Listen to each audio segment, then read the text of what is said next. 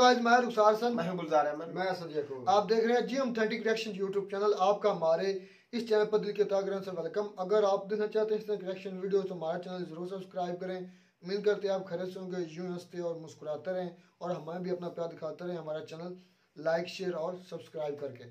तो जी चलते हैं आज की वीडियो में। आलोक सर की वीडियो है। इस वीडियो में एक बंदे का कि जो बीजेपी है मुस्लिम के रिलेटेड, देखते हैं वीडियो में क्या असल में सारी पता चलता है, फिर देता है रिएक्शन। नमस्कार दोस्तों, डीडी रिएक्ट के एक और रिएक्शन वीडियो में आप सभी का स्वागत है। मैं हूं आलोक। तो आज जो वीडियो मैं आप लोगों के लिए लेकर आया हूं, बड़ा जबरदस्त वीडियो है। ये वीडियो है प्यारा हिंदुस्तान चैनल का और इसका टाइटल है मोदी के रोड शो में मुस्लिमों ने कहा कांग्रेस का 2024 में तो सफाया कर देंगे। तो भाई खासकर मैं पाकिस्तान के लिए और ज्यादा ये वीडियो लेकर आया हूं कि देखिए भाई इंडिया का मुस्लिम क्या कहता है बीजेपी के बारे में, मोदी के बारे में। और ये जो आप लोगों के मन में धारणा बनाई जा चुकी है कि जी मुस्लिम विरोधी पार्टी है, मोदी तो एंटी मुस्लिम है, तो सुनिए आपको भारत के मुसलमान ही जवाब देंगे। और सुनिए, कांग्रेस ने आज तक मुसलमान को दिया क्या है 60 साल में? मैं पूछना चाहता हूँ, कांग्रेस ने इस चीज़ से मुसलमान को बड़ी चीज़ दूर रखा है। ये मुसलमान को कभी नहीं दिया इस चीज़ से। जब से माननीय प्रधानमंत्री जी की सरकार आई, मुसलमान को ये चीज़ मिली तो जागरूकता आई, शिक्षा उनके पास आई, वे जान चुके हैं हमें अपना वोट कहाँ देना है। हमें यह है लेवल। इस भारतीय मुस्लिम ने जो ये कलम दिखाई है ना, आप इनकी थिंकिंग का लेवल देखिए। इस लेवल पे तो पाकिस्तान के लोग आ ही नहीं सकते, आ ही नहीं सकते, क्योंकि आपके ऊपर तो चश्मे पर भी रंग लगा हुआ है। यहां चश्मा बिल्कुल साफ हो चुका है, क्लियर है, कोई छुपाव नहीं है। लोग समझ चुके हैं। यह है पावर, यह है एजुकेशन की पावर। चलिए, रोजगार कहाँ मिल सकता है, हमें विकास कहाँ मिल सकता है, हमारा इंसाफ कहाँ मिल सकता है। भारतीय जनता पार्टी ने कभी हिंदू मुस्लिम वाली बात नहीं की। चाहे वो सिंह सेना हुई, चाहे ये बजरंग दल हुआ, ये मुसलमान के हित में रहे, मुसलमान के हक में काम किया है। और मुसलमान भी इस देश का मुसलमान जाग चुका है हमें कहाँ वोट देना है। इस बार पूरा देश का मुसलमान भारतीय जनता पार्टी के साथ है, माननीय प्रधानमंत्री नरेंद्र मोदी जी के साथ है। माननीय प्रधानमंत्री जी ने घर घर मुस्लिम परिवार के यहाँ शिक्षा पहुँचाने का काम किया है। घर, लाइट, पानी, बिजली, जल अगर पहुँचा है तो माननीय प्रधानमंत्री जी की सरकार में पहुँचा। और तो और मैं बताऊँगा, जितने बुजुर्ग मुसलमान परिवार में थे उनकी पेंशन, उनकी अन्न, अगर इस सरकार में ज़्यादा अन्न मिला है तो मुस्लिम समाज को भारतीय जनता पार्टी की सरकार में मिला है। तो भारतीय जनता पार्टी की सरकार बहुत अच्छी सरकार है, बहुत अच्छा देश को डेवलपमेंट कर रही है, देश को एक अच्छे दिशा में देश को ले जाने का काम कर रही है। सबका साथ, सबका विकास, उस पार्टी के अंदर भेदभाव नहीं है। देश का मुसलमान 2024 में आपको दिखा देगा, आ गया, ज़्यादा दूर नहीं है। देश का मुसलमान रोड पर आएगा। जितने भी दल है इन्होंने लड़ाने का काम किया है, चाहे वो समाजवादी पार्टी हो, चाहे बसपा की पार्टी हो, चाहे कांग्रेस पार्टी हो, इन्होंने सिर्फ लड़ाने का काम किया। भारतीय जनता पार्टी ने सबका साथ, सबका विकास, सबको साथ लेके चलिए। सबका प्रयास, सबका साथ, सबका विकास, सबका प्रयास, हम सभी लोगों का मिलजुल के प्रयास है, जिसके कारण भारत तरक्की कर रहा है और भारत विश्व गुरु बनने जा रहा है। चांदनी चौक में मेरा व्यवसाय है कपड़े का। हमारा अधिकतर काम हमारे भाइयों के साथ ही है। अल्पसंख्यक समाज कह लो, आप मुसलमान कह लो, ये सब हमारा काम उन्हीं के साथ ही है। हमारा खून का रिश्ता है। उसका कारण है ये आक्रांताओं ने जो भारत को गुलाम किया था, ये आक्रांता नहीं है। आक्रांता यहाँ से लूट के चले गए किसी भी कारणवश, जैसे भी जो भी परिस्थितियाँ रही।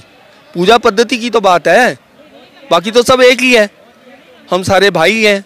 तो हिंदू मुस्लिम की बात कहाँ से आ गई? हिंदू मुस्लिम की बात है ही नहीं एक्चुअल में। ये तो कुछ राजनीतिक दल अपने स्वार्थों के लिए, जिन्होंने पहले हमारे देश को बांटा, वो हमारे देश को दोबारा टुकड़े टुकड़े करना चाहते हैं। अच्छा, कांग्रेस बीजेपी पर यह आरोप लगाती है कि बीजेपी हिंदू मुस्लिम की राजनीति कर रही है। बीजेपी क्यों हिंदू मुस्लिम की राजनीति करेगी? उन्होंने कभी कहा ही नहीं है कि ये अलग है हमारे से। आप जब भी देखो, मोहन भागवत जी का बयान देखो, उन्होंने क्या कहा है, हमारा डीएनए एक ही है, हम तो यहीं के पैदा हुए हैं। आज इनके आप कोई भी देखो, जहाँ के ये रहने वाले हैं, जिस गांव के हैं ये, वहाँ पता करो आप कौन है ये, हमारे भाई हैं, अलग नहीं है हमारे से ये। और इनको अलग करके इनको सब जो भी गरीबी में रखे और वो देश को बांटना चाहते हैं ताकि वो गरीबी में कुछ निवाला कांग्रेस देती रहे और हम उनके पीछे लगे रहें और देश बढ़ता रहे। जब तक हमारे गरीब भाई या हम लोग सशक्त नहीं होंगे तब तक देश भी तरक्की नहीं कर सकता। जी आप कुछ कह रहे थे। नहीं, नरेंद्र मोदी का रोड शो यहाँ पर खत्म हो चुका है। आइए गोपी दीक्षित कहाँ के रहने वाले? ये जो रोड शो निकाला गया कांग्रेस पार्टी कह रही है ये गई भारतीय जनता पार्टी की तरफ से, और उनका तो वालों क्या बोलते हैं, अपोजिशन वाले बोलने रहते हैं, कुछ भी बोलने मर्जी बोल रहे, वो तो अपोजिट ही बोलेंगे ना।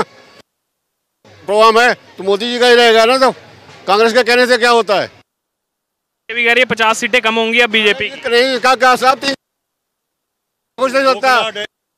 300 से सीटें, 300 से ऊपर, 300 से ऊपर सीटें। क्या नाम है आपका? नाम मुकेश प्रजापति। क्या कहेंगे क्या आरोप? कांग्रेस, कुछ कांग्रेस जो उसके काम है ऐसे कि और उसका भी अब सत्यानाश हो जाएगा आने वाले टाइम के अंदर, उसका भी नुकसान करेगी अपने कांग्रेस पार्टी। सर क्या नाम है आपका? हमारा नाम जाहिर खान। जाहिर खान कहाँ के रहने वाले? हम जिला फरखाबाद यूपी फर्रुखाबाद का। आज आए थे पीएम मोदी के रोड शो में, आप क्यों, किस लिए? कॉलोनी में हमारे जिला फरखाबाद वार्ड नंबर 5 झटियापुर में करीब 100 से कॉलोनी आई, वार्ड नंबर 5 सवाल नगर में आवास भी मिल रहा है। हाँ खूब मिल जाता है। अच्छा, उत्तर प्रदेश से आप रहने वाले हैं। उत्तर प्रदेश की बात की है तो पहले उसको क्राइम स्टेट के नाम से जाना जाता था, अब वो क्राइम रेट एकदम नीचे जाता है। हाँ क्राइम नहीं हमारा हो रहा है, क्राइम रेट क्या हमारे ये हमारा ऐसा ही 3-4 दिन ऐसे जो मोदी सरकार से अलग योगी सरकार सबका मामला अच्छा आ गया, योगी का दबदबा। इससे पहले मायावती ठगबंदियाँ फैलाती रही, मुलायम सिंह ठगबंदियाँ फैलाते रहा, हीरों राज गुजर जाट सब तो मामला ऐसे ही है इन लोगों का। तो प्रधान का तो आई आता हमारे तरह का प्रधान भी है। हम लोग अपने इकट्ठा हुए, हम 3 साल जो है हमने जोड़ा प्रधानमंत्री में जयराम साहब ने जोड़ा जब वो एक प्रधानमंत्री हुए थी हिंदुस्तान के अंदर। और जो भ्रम फैलाया जाता है, कहा जाता है अल्पसंख्यकों के साथ नहीं है भारतीय जनता पार्टी। हाँ नहीं, खूब साथ है कि ये लोग गलत फैलाते हैं ना, ये लोग भ्रम गलत फैलाते हैं, गलत भ्रम फैलाते हैं। मुसलमानों सबको, मुसलमानों को आगे खोलना चाहिए, मुसलमानों के लिए वो पार्टी सब कुछ है। ईमानदारी काम हो रहा, ईमानदारी काम हो रहा, तहसीलों में ईमानदारी काम हो रहा, हम लोगों को जमीनें निकल रही, मिल रही, सब कुछ काम हो रहा है, सब काम अच्छा हो रहा है। अच्छा, एक आखिरी कमेंट लेना चाहूँगा। अखिलेश यादव मुख्यमंत्री रहे थे योगी आदित्यनाथ से पहले, अभी वाराणसी से जो क्रूज स्टार्ट की गई है बांग्लादेश होता हुआ डिब्रूगढ़ जाएगी, उसको लेकर अखिलेश यादव कह रहे हैं कि देखो नाविकों का रोजगार खत्म कर दिया गया। ऐसा कुछ भी नहीं, हमारे समझ में आता नहीं, हम पढ़े लिखे रहने वाले जितने भी है टूरिस्टों के लिए, जो टूरिस्ट आएंगे देखेंगे। अभी जो पहली बुकिंग हुई है सब फॉरनर आ रहे हैं, फॉरनर ही सब। अब फॉरेन करेंसी आएगी हमारे यहाँ देश के अंदर, उनको तो ऑर्डर में उल्टा ही दिखता है। क्या नाम है आपका? भारतीय जनता पार्टी के जिला अध्यक्ष बाहरी दिल्ली किराड़े बाढ़ से माननीय प्रधानमंत्री जो काम कर रहे हैं, ये हमारे आपकी दुर्भाग्य की बात है। 30 साल पहले ऐसा प्रधानमंत्री आना चाहिए जो इस टाइम वर्तमान में इतने देश का गौरव बढ़ाया। पूरे कहीं पर भी जो ना आप कहीं पर भी वर्ल्ड के अंदर अब गर्व से कह सकते हैं हम भारत के वासी हैं, भारत के रहने वाले। ये प्रधानमंत्री 56 इंच का जीना वाकई में मोदी है तो मुमकिन है। तो ये आज स्वागत हुआ है, भय स्वागत इस बात को लेकर हुआ है कि ये प्रधानमंत्री मौजूद है, आगे 2024 में प्रधानमंत्री रहेंगे और ये देश का गौरव बढ़ा रहे हैं। और ये प्रधानमंत्री, ऐसा प्रधानमंत्री जो हमें आपको जो मिला है, ये बहुत ही आगे वाली जनरेशन के लिए बहुत ही अच्छा रहेगा। बहुत ही जो आज हम लोग गुमराह करा गया हमारे समाज को, ये भाजपा को वोट दोगे या भाजपा आ जाएगी, तुम्हें यहाँ से भगा दिया जाएगा, तुम्हें यहाँ से ना पाकिस्तान भेज दिया जाएगा। जी, तमाम तरह की पार्टियाँ ना अभी तक उन्होंने हमारे लिए कोई काम नहीं किया है। जो पार्टियाँ आई हैं, भारतीय जनता पार्टी ने ऐसा काम किया है, ऐसा ऐतिहासिक काम किया है जो किसी ने भी नहीं किया। सऊदी अरब के अंदर हज यात्रा में हम लोग जाते हैं, कोई नहीं जाता है। तो 1 लाख से 2 लाख हज यात्री बढ़ाए हैं माननीय प्रधानमंत्री। और माननीय सुषमा स्वराज विदेश मंत्री पिछले सुषमा स्वराज जी विदेश मंत्रालय, उन्होंने ऐसा काम किया है। कोई भी ऐसा लीडर जिसने किसी 70 साल से यहाँ पर हमें मुस्लिम समाज को चूतिया बनाते रहे कि वहाँ पर जो ना होटल बनाए, होटल बना के दिया है कि जहाँ हम जाएंगे यात्री ठहरेंगे वहाँ गर्म कहते हैं मेरा भारत का होटल है। भारत सरकार ये काम कर रही है तो कुछ जो अल्पसंख्यक के नेता हैं वो कहते हैं उनका जो है बहन फैलाना काम है, पर ये जो है अब जान चुका है समाज और बहुत ही अच्छी तरीके से भारतीय जनता पार्टी में मुस्लिम समाज जुड़ रहा है। आपने देखा होगा खटाना जी जो आए ये अपने जो जम्मू कश्मीर से आए राज्यसभा सांसद चुने गए हैं तो उनके साथ जितने भी समाज के लोग हैं सारे जुड़े गए हैं। अच्छा, एक कमेंट में ये लेना चाहूँगा, हाल ही में RSS के जो चीफ हैं मोहन बाबू, उनका कमेंट आया कि मुसलमानों को देश में कोई खतरा नहीं है, इस्लाम को कोई खतरा नहीं है, उनके स्टेटमेंट। तो भैया अब ऑडियो में बहुत ज़्यादा शोर है तो मुझे लग रहा है बहुत मज़ा नहीं आ रहा, लेकिन अब तक जो लोग आप शायद थोड़ा बहुत समझे होंगे, बाकी मैं बातें आपको बता देता हूँ कि ये है इंडिया के मुस्लिम। इनके आंखों पर भी जो पर्दा दूसरी पार्टियों ने लगाया था वो धीरे धीरे पर्दा हट चुका है। इन्हें भी अब ये बात समझ में आने लगी है कि कौन किसके साथ है, कौन किसका विकास कर रहा है, कौन कितना प्रयास कर रहा है और कौन सबको साथ लेकर चल रहा है। और यकीन मानिए मैं ऐसा इसलिए कह रहा हूं क्योंकि अभी तो 2024 का इलेक्शन आने वाला है ना, इसके पहले भी कई ऐसी सीटें बीजेपी ने जीती हैं जहां पर मुसलमानों का वर्चस्व है, जहां पर मुसलमानों के वोट डिसाइडिंग फैक्टर में है, जहां पर मुसलमान बहुल हैं, उन सीटों पर भी बीजेपी जीती है। तो भाई ये कैसे जीती? अगर मुसलमानों ने वोट नहीं दिया तो कैसे जीती? ये मोदी जी ही हैं जिन्होंने कहा कि एक मदरसे में बच्चे के एक हाथ में कुरान हो और दूसरे हाथ में कंप्यूटर हो, तब जाकर आप देख रहे हैं आज मदरसे के बच्चे भी यहां इंडिया में कमाल कर रहे हैं। सबसे ज्यादा जो मदरसों को ग्रांट दी गई वो बीजेपी की सरकार में दी गई। हजारों करोड़ सैकड़ों करोड़ रुपए दिए गए मदरसों को मॉडर्न बनाने के लिए। सबसे ज्यादा स्कॉलरशिप अगर मुस्लिम बच्चों को मिली है तो वो बीजेपी की सरकार में मिली है। हजारों करोड़ रुपए का फायदा स्कॉलरशिप दिया गया बच्चों को कि आप पढ़ो, आगे बढ़ो। इतने गरीबों के लिए घर बनाए सरकार ने, उन घरों को पाने वालों में मुसलमान भी हैं। और जब उन्होंने घर पाया तब उनको लगा कि नहीं, जो मोदी के बारे में, बीजेपी के बारे में गलत बात फैलाई जाती है वो बिल्कुल झूठ है।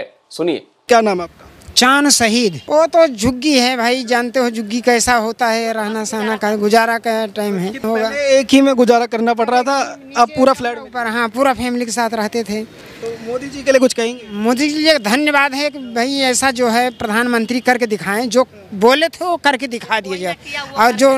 और लोग बोले तो बहुत लेकिन कोई कर नहीं पाया कुछ, लेकिन उन्होंने करके दिखा दिया जो है। मोदी जी जब प्रधानमंत्री बने तो उन्होंने एक नारा दिया था, उसमें बोला था सबका साथ सबका विकास। बोले थे तो वो असलियत में सबका साथ सबका विकास दिखाई, असलियत आ गई सामने जो है।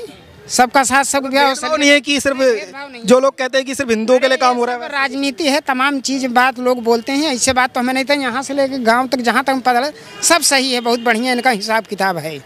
हाँ, इनके राज में यही देखता हूँ, कोई भी चीज़ पैसा या कोई चीज़ पास होता है तो कोई एक पैसे नहीं चोरी कर पाता है। जो होता है वो पूरा आ जाता है, कहीं से भी हो कहीं।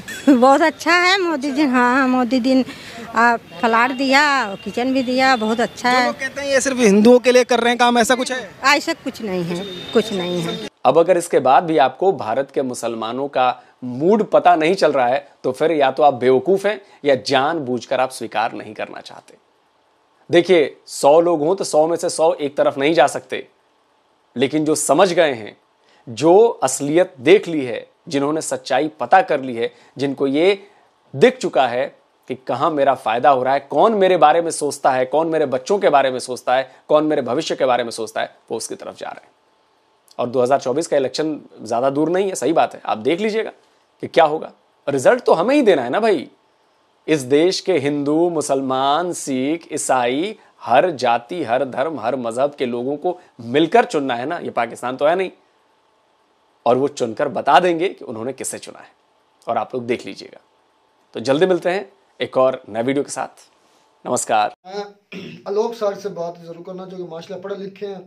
कलम पर उसने एक बहुत बड़ी बात की, और वो मुस्लिम ने जो बात की कि इस कलम की हमें शिक्षा दी गई है, इसकी ट्रेनिंग दी गई है, उस पर हमारे आलोक सर ने फिर ये कहा कि पाकिस्तान के मुसलमानों की जो चश्मे ऐनक है उनके ऊपर पेंट लगा हुआ है, रंग लगा हुआ है।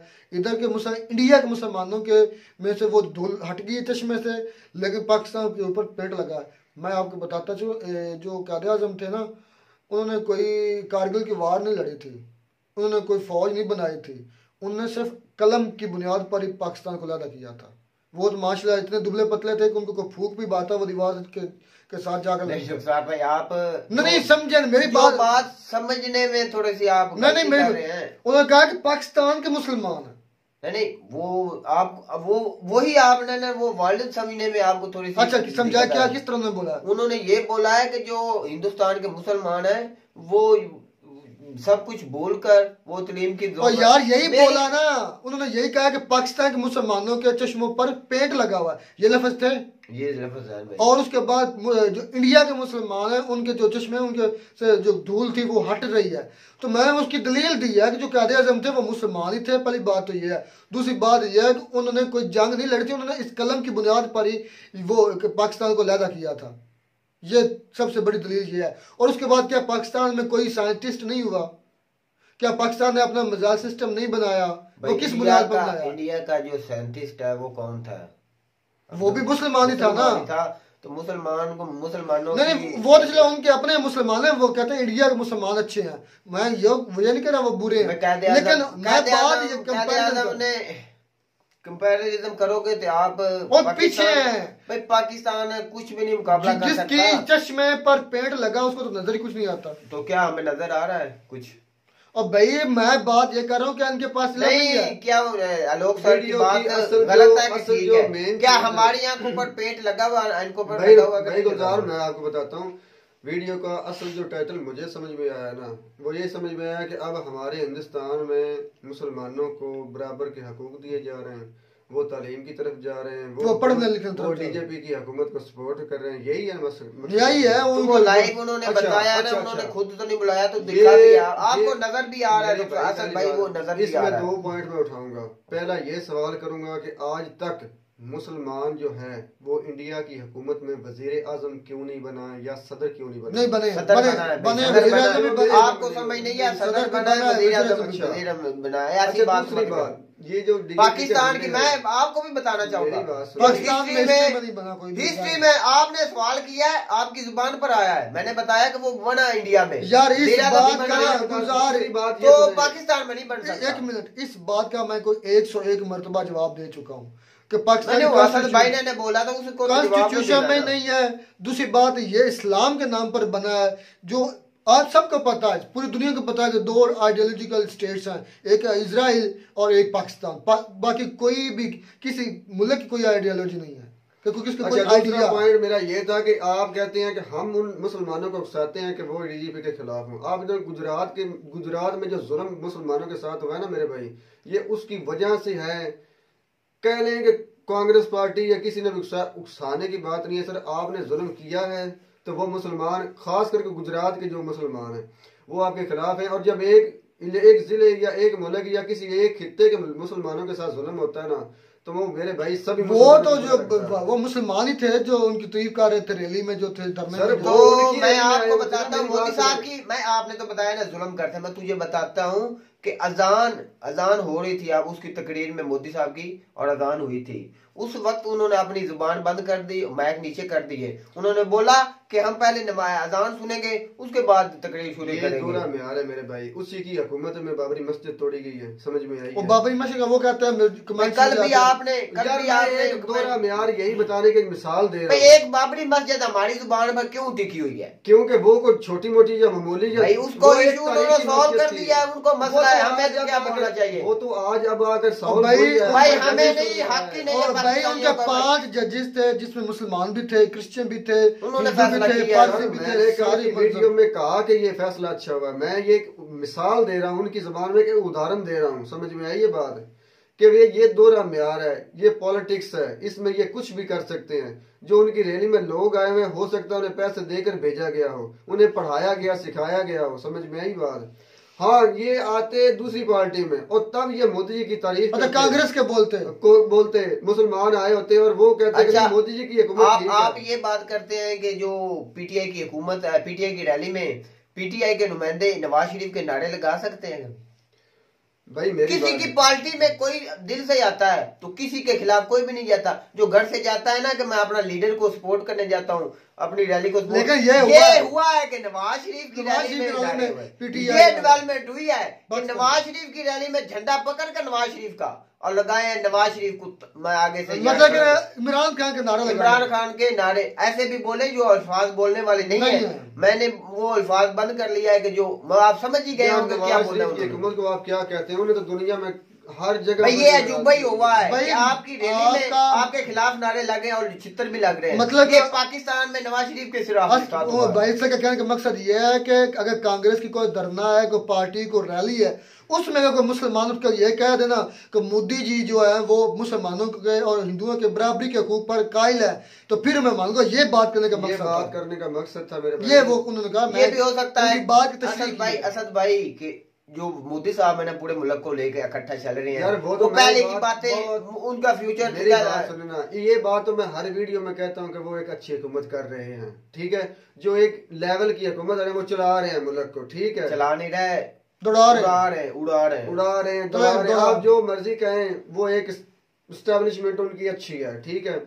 दूसरी बात ये कि बात आ जाती है जब भी तजाद पड़ा ना अकलियतों पर आकर पड़ा। आप मस्जिद की बात अब भी हल हुआ ना मसला, तो वो जगह पहले भी मुसलमानों की थी, रह सकती थी, लेकिन उन्होंने तरजीह किनको दी? असल में बात मुझसे ये है कि भाई ने कहा कि ये एक ही खून के, बिल्कुल ये एक खून के हैं, बिल्कुल ये एक ही खून के हैं। हम भी उसी खून से हैं, चाहे इधर रहते हैं। वो ये बड़ी बहुत बड़ी बात की, एक ही खून से हमारा अकीदा है कि सारे आदम की औलाद है और हम उसी पर इसलिए कह रहे हैं कि ये एक ही खून है सारा। ये बात हकीकत है। तो मैं कहते हैं आपको हमारी वीडियो अच्छी लगी होगी। अगर वीडियो अच्छी लगी हो तो हमारे चैनल जरूर सब्सक्राइब करें। मिलता है नई वीडियो में नया टॉपिक के साथ, तब तक दीजिए इजाजत। अल्लाह हाफिज़।